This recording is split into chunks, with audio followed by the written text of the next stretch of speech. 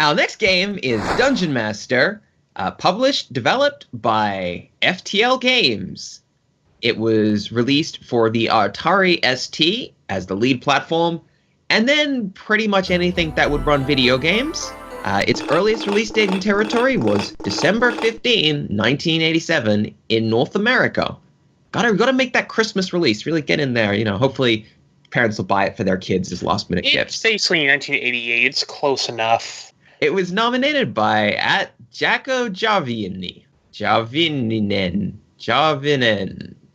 So, Dungeon Master, probably up there as one of the most generic names for a video game ever. Also, you don't even play as the master of the dungeon. This isn't a dungeon keeper situation. This is more of a dungeon explorer situation, which, incidentally, is the name of a game.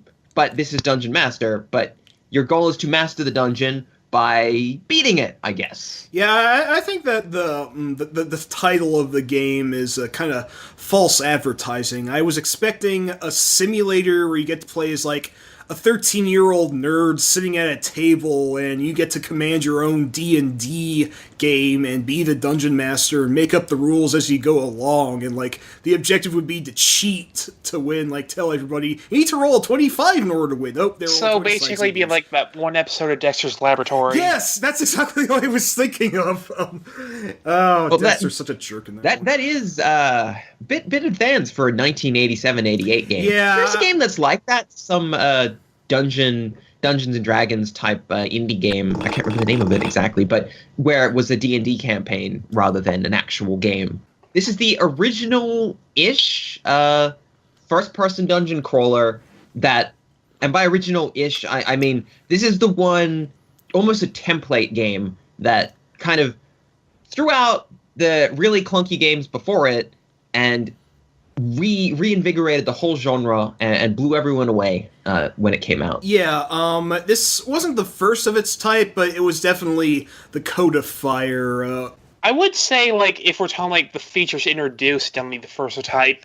It probably very much was inspired by games like, say, Wizardry, but it has a very different style of play that's very unique. What wasn't Akalabeth, like the free Ultima, also in 3D? Well, it was, but I don't think it was real time. At least not to the extent that this game is. Well, Dungeon Master is real time in the sense that enemies move as you move, and if you stand still, enemies keep moving, which is a kind of an interesting step. This isn't real time 3D in the way that Ultima Underground is real time 3D, in that it's actually, kind of 3D. Hey, remind me, was Apatis in real time also? I don't remember. Similar in gameplay, I guess you could technically say. Well, I like Dungeon Master more than Apatis, so yeah. Let's move on. So, you mind if I summarize the game real quick? Go ahead. There is a story, I don't remember it because it's the manual, and it's 20 pages long. Oh boy. I don't remember being very exceptional for your standard fantasy RPG game in the 80s, but it's basically, it exists to explain why you're in a dungeon dicking around. That is the plot. So basically, what you do is you go into this dungeon, you gather 4 party members, there are a whole bunch, there's like a werewolf, there's like a lizard person, I always appreciate that. There's some kind of Wookiee, I guess. You got a lot of choices that may all have like their own different abilities and such. You can also recruit humans if you want. Oh, screw that. Come on, why'd you do that when you have all these awesome beast men? It's interesting and worth mentioning that it's a very cool interface for recruiting party members. You don't just hit a roll party button. Instead, you actually walk around a miniature dungeon floor and interact with their portraits on the walls. And it says, like, well, this is Beastman Wolfface. And you're like, cool, that sounds good to me. I'll add them to my party. And you get to add... It's 3 extra characters, correct? Just to be sure, you've got yourself. You have to play as the person that you are. You don't make a fresh party of 4, I don't think. Or am I confusing? Because there's several versions of this game, and some of them handle it a little differently. In the Atari ST version, you pick 4. There are other versions of this game where you have a character that you always have with you, and you pick 3, but this version, it is 4. In the original game, it is 4. Once you actually have all your 4 party members, the dungeon itself goes on for, I want to say, like 13 or 14 different floors. It's mostly trying to find your way to the exit, dealing with the various puzzles and, of course, monsters that you encounter. Now, it's worth noting that, contrary to what you may believe, the game is not randomly generated. This is a handcrafted one dungeon that everyone explores it. You get the same dungeon. It doesn't change every time. It's just basically the same thing. So instead, it's full of actual puzzles and little memorable areas that have been put together. So, there are pressure tiles, and when you step on them, they open doors. Or when you step off them, they go back up and they close doors. So you got to actually place objects on top of them to hold them down, which is really, really interesting. And that's another thing I want to talk about. This game has a really cool interface for let's call it early 1988.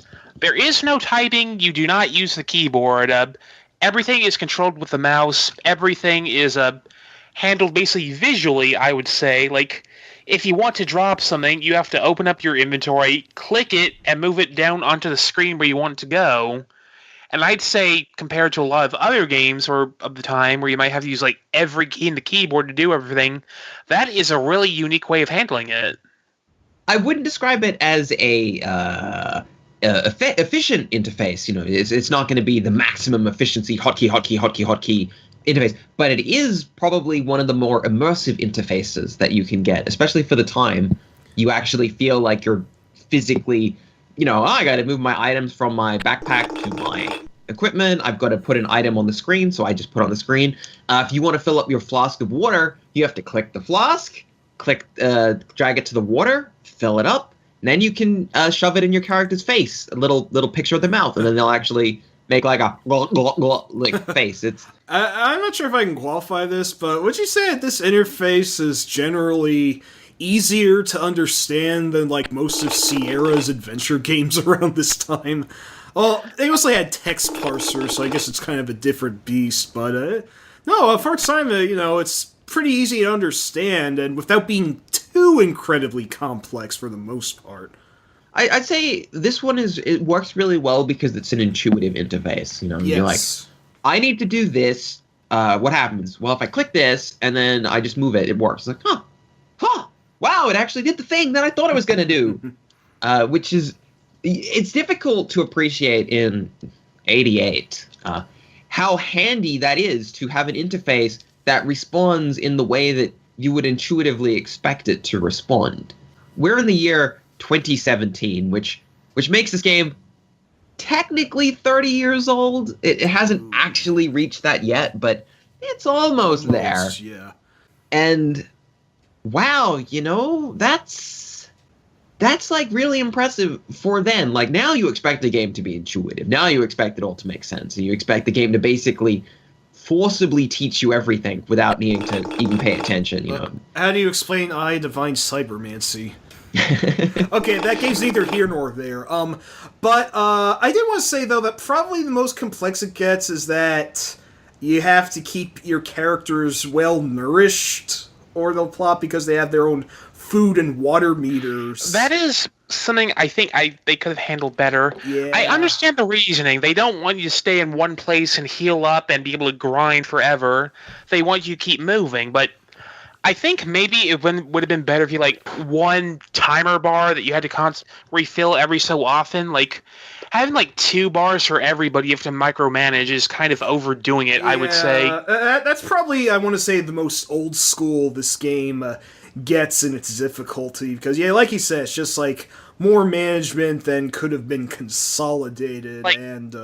They already have the torches. You have to keep picking those up, keep having light going. That would have been enough of a pressure to keep moving forward. That's how Shadowgate handled it, come to think of it. And I do think that that the food and water, while relatively realistic, I don't know, it didn't need to be there. I mean, what can we say about this game being difficult besides those meters? It can get very difficult because this is a game that has all of those nice elemental things. Some enemies will be stronger or weaker against certain weapons or magics and things. So you can get enemies, and I believe the mummies in this game are infamous for this, where they're weak to, I think, fire magic, and they pretty much are invulnerable to a lot of other things. So if you don't know the fire magic, or you don't really have the ability to use it, we can talk about the magic is sort of in a second, but then they'll just kick your ass, and you just be like, what, huh? But on the upside, you can avoid plenty of enemies if you're lucky. You can actually run away, and that's pretty cool. That. I almost want to say this game is almost like a survival horror game at some points, because it does have admittedly it is a bit of a creepy atmosphere. Like these things shuffling in real time, I've always found slightly unnerving in a way. But like you can also just kind of run by them. It's like I don't know. I want to say maybe survival horror took a little influence from what Dungeon Master set forth. Besides, all the actual dungeon crawling games like Phantasy Star, for example. Its dungeons are on 3D, so.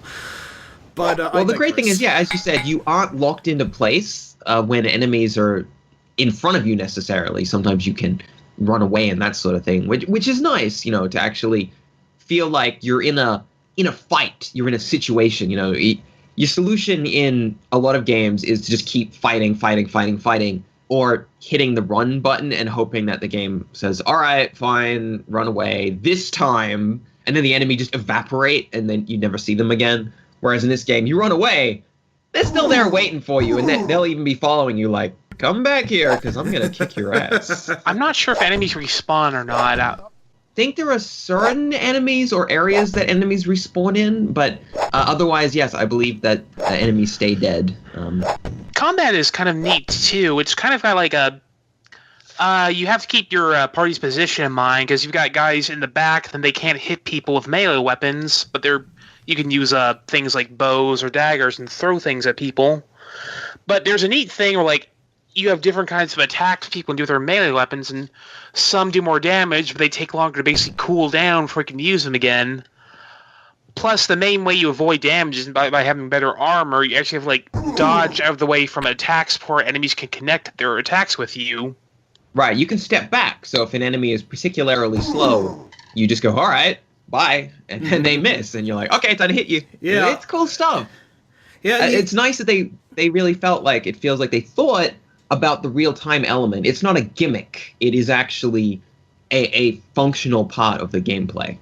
Yeah, I imagine it's hard to keep running behind them and striking them in the back, but if you have the space to do that and you have the reflexes for it, then, you can play this as like a really, really distant predecessor to, I don't know, something like Kingsfield or whatever.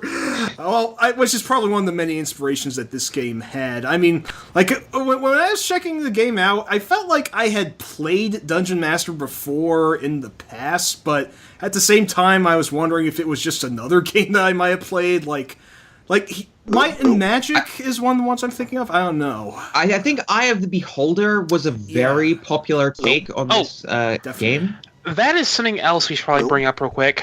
This has been a hugely influential game, and there are so many other games that have borrowed its ideas and tried different things with them. Cal mentioned Eye of the Beholder, and that's this game with D&D elements. A lot of D&D elements, exactly, almost enough that you might actually need an actual rule book to really enjoy it.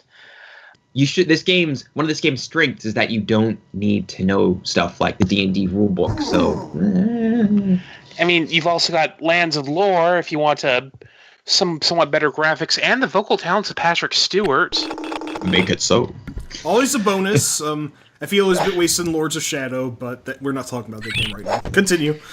But really, I'd say the biggest thing here is here's the thing. There are so many games that needed this game to exist. Like, you look at Ultima Underworld, that's basically a single-character, vastly upgraded version of this game if you really look at it. And if you don't have Ultima Underworld, you don't get Elder Scrolls. That's a pretty big deal. Yeah, or System Shock. Right. Same engine, though. And if you don't have System Shock, you don't have Deus Ex, and you don't have Deus Ex, you don't have a lot of things. So that's true. There's an undeniable amount of influence this game had, and it is, as I've mentioned with some other games in the past, a bit like XCOM. sometimes the game doesn't need the elements from the game itself to just be like, yeah, but you know that the people behind these games, they played Dungeon Master. Like, wow, just the way this game functions, just the way it is, it really inspires me to make games, not necessarily this game, but just like kind of just take the feelings, the elements from this and make a completely different game. But it's a very popular, hugely popular game. Dungeon Master was really big, sold tons and tons and tons of copies. Crazy sales on this one. Very, very popular. And very well received, because why wouldn't it? It's pretty intuitive, it's fun, it looks great. I'd say the music, not really that much. The sound effects are spooky in places, and that's cool. A lot of people didn't have sound cards in 88, so it wasn't a huge deal for it not to have lots of sound, even when it found its way to other systems. It did get music on some other platforms, though, so I guess... Because, does the Atari ST version have music? I don't remember, to be perfectly frank, but I didn't think it does. I don't think so. I do believe that some of versions of this game have music. We should probably talk about that a little bit, because that's something a bit interesting. Super Nintendo version, it's kind of maybe not the best way to play this game, because this probably isn't the best game to play with the controller. This actually has a exclusive version of the TurboGrafx CD, and that's got a few differences. It feels a little more, for lack of a better word, Japanese in how it's designed.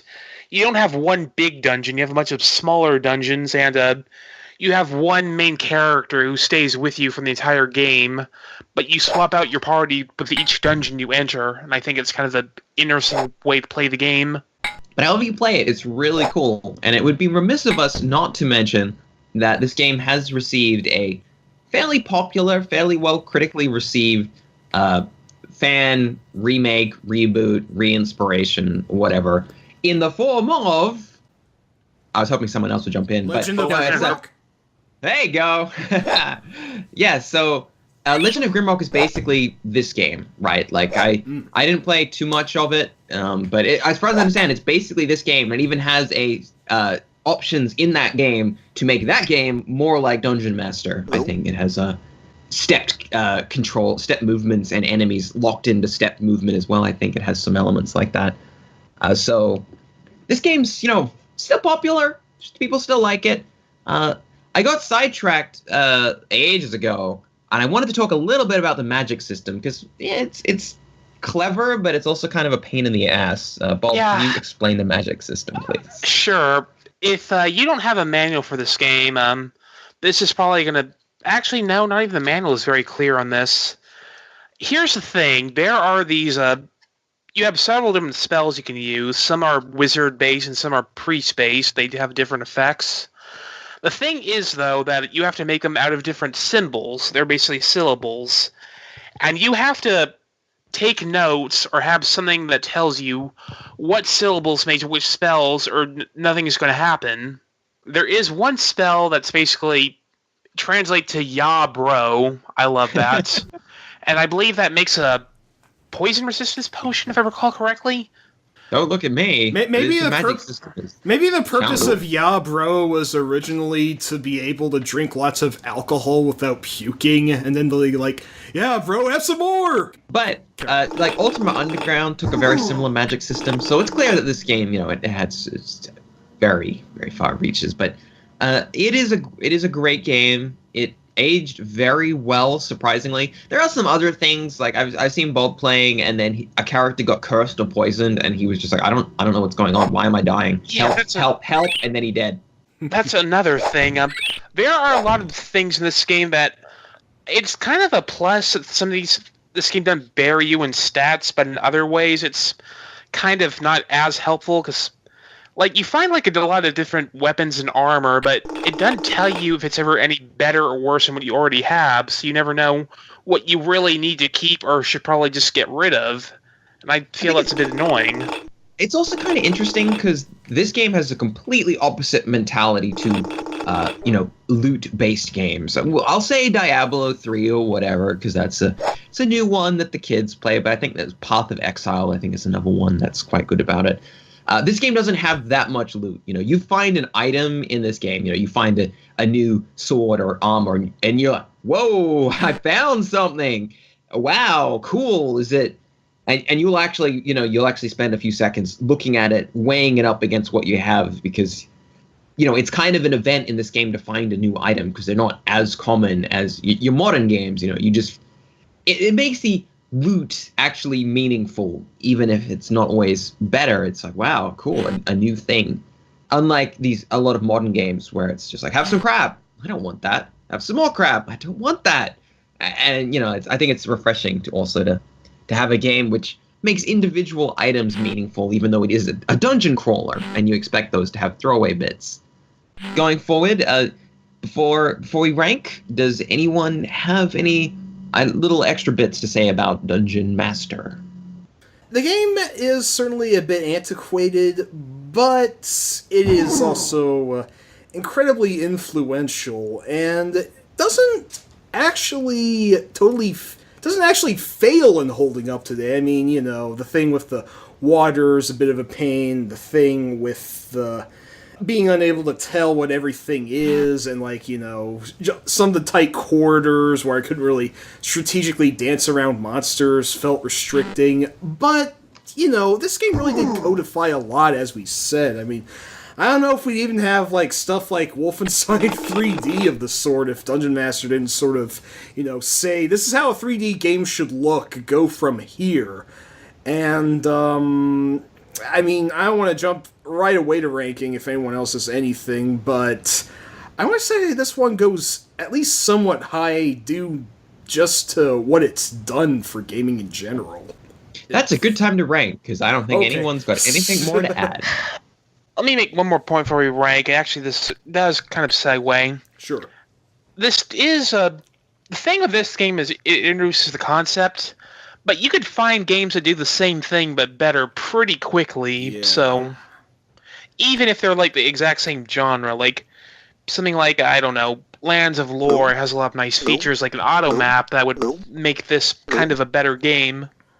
I don't know. The auto map is a complicated situation because Dungeon Master is not a randomly generated game, and you only have to draw one map, and it is grid-based. This game is completely possible to take out your grid paper and your pencil and draw a map, because unlike when I was complaining about Metroid previously and a few episodes ago, not Super Metroid, the original Metroid, there's no non-ratio spaces. If you take a step in Dungeon Master, it's a step, and it's a single grid blip. So this game, you can map quite readily compared to other games. And automap's good, but this is a game of dungeon exploration, and I don't necessarily mind that there isn't an automap if you're really getting into the spirit of 1980s dungeon crawler games. Yeah, this is you need to break out of grid paper. Yeah, I was going to say, this is the sort of game that I think would be completely